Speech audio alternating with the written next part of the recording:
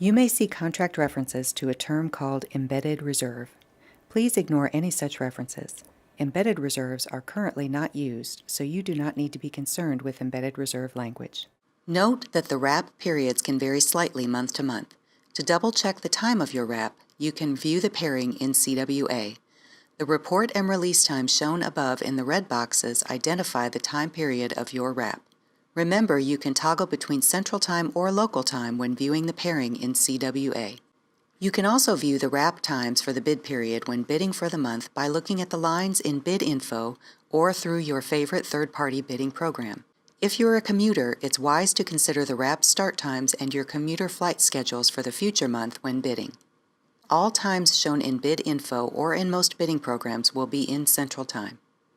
If you will be commuting while on reserve, review 5P2 of the CBA. The report time referenced there refers to the start of your wrap as identified in the previous slide. So for instance, if your wrap starts at 11 a.m. and you're using a Southwest flight, you would need to plan to be on the ground by 10 a.m., that is 1 hour prior to the start of your wrap. If using the two-flight provision of the commuter clause, the 1 hour buffer prior to the start of your wrap would not be required. So for instance, if commuting offline, you would need to plan 2 flights and need to make sure your second planned commute flight does not arrive any later than the start of your wrap. Commuting into an airport other than your domicile is okay. For example, arriving at DFW instead of Love Field, or arriving at O'Hare instead of Midway. But make sure you are able to get from the satellite airport to your pilot lounge within 2 hours of a possible phone call from scheduling. So for instance, if commuting offline to a satellite airport, give yourself 2 flight options with the latest one scheduled to be on the ground no later than the start of your wrap. If you're having difficulties with your commute, make sure to notify scheduling. They are usually very understanding with commute issues and appreciate your efforts to make it to work as scheduled. Scheduling may involuntarily change the wrap under the following conditions: to provide FAR and contractual crew rest, to cover red-eye flying, although red-eye flying on the first day of a reserve block or beyond the originally scheduled end of the reserve block can only be done voluntarily. Finally, to avoid the need to JA someone. This can only be done on other than the first day of a reserve block, and only after the pairing has been run through the open time process. In an earlier edition of this series, you learned how to use Trip Trade Giveaway. You can post entire reserve blocks in Trip Trade Giveaway as soon as they appear on your CWA board. However, a reserve block cannot be split until you have actually started that reserve block. As soon as you have started the block, you may post the subsequent days for giveaway, but no pilot can actually take it from you until you have been released from reserve duty for the current day. When splitting a block, once released for the current day, ensure that the proper release time is reflected on your board. Let's look at how to post future reserve days in Giveaway. Go to Bid Input, Trip Trade Giveaway. Click once on the bar for that reserve block, which will move the reserve block into the My Trip scratch pad on the left of the CWA screen. Then, click once on the first day that you wish to give away, and then use the Shift key while you click on the last day of the block. Then select either Giveaway or Giveaway with a Pin icons.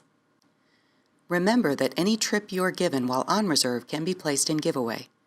You may place the entire assigned pairing in Giveaway, or you can split the trip where it comes through the trip's domicile.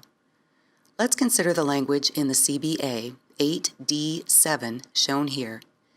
If splitting the trip, a pairing assigned while on reserve may only be split in the domicile, and you may give away only the portion from a split point in domicile to the end of the pairing. Let's look at this example using a pairing assigned to a reserve pilot in Midway. Note that if the trip is to be split in giveaway, the reserve can never give away the first 2 legs because this is the portion before the trip comes through domicile.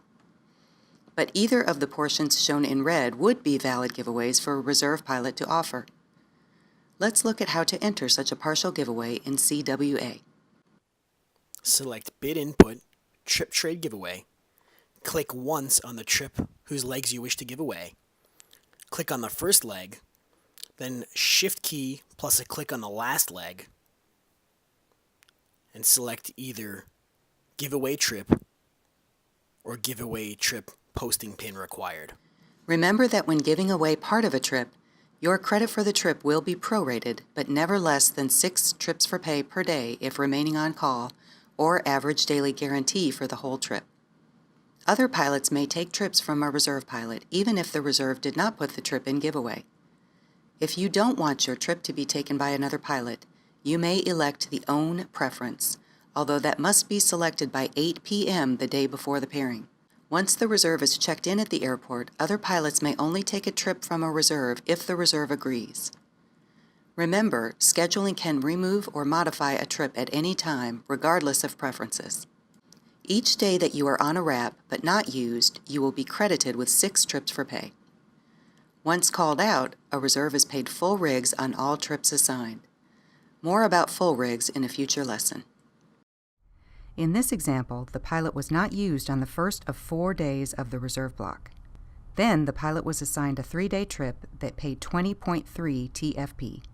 The pilot will be paid 6.0 for the reserve day that he went unused, and then will be paid 20.3 TFP for the trip. Total pay for the 4 reserve days will be 26.3 TFP.